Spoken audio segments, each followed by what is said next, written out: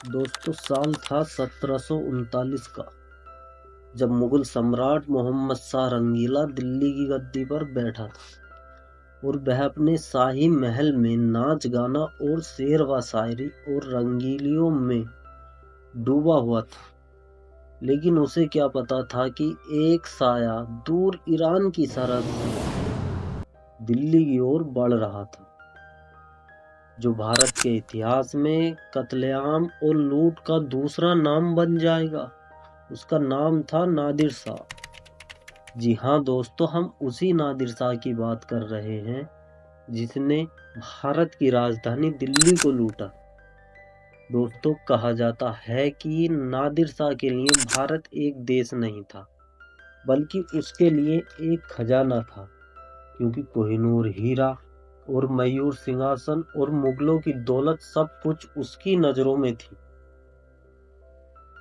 उस समय मुगलों की सेना कमजोर हो चुकी थी और नादिर शाह ने इसी बात का फायदा उठाया और एक ही दिन में मुगलों की सेना को धूल चटा दी और मुगल सम्राट मोहम्मद शाह रंगीला को बंदी बना लिया गया।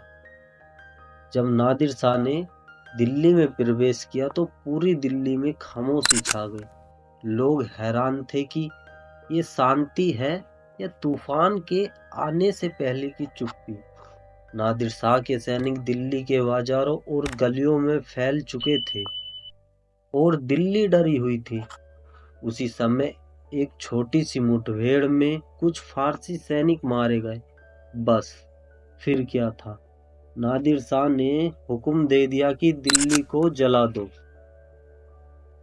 और फिर फारसी सेना ने दिल्ली की गलियों में खून की नदियां बहानी शुरू कर दी। बच्चे बूढ़े औरतें किसी को नहीं बख्शा, सब मारे गए। सिर्फ कुछ ही घंटों में 20,000 से ज्यादा मासूम लोग मारे गए। दिल्ली खून के आंसू रो रही थी, मगर सुनने वाला कोई नहीं था। नादिर शाह ने कोहिनूर हीरा, मयूर सिंहासन और मुगलों की दौलत, सोना चांदी, हीरे जवाहरात सब कुछ लूटकर केवल 57 दिनों में ही दिल्ली को खून और राख में छोड़कर चला गया। इतिहास ने उसे बादशाह नहीं बल्कि दिल्ली का जल्लाद कहा था।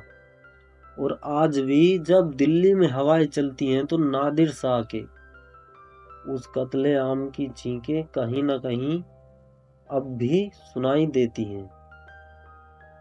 दोस्तों यह थी कहानी उस लुटेरे की जिसने भारत की राजधानी दिल्ली को लूटा और इतिहास को खून से रंग दिया।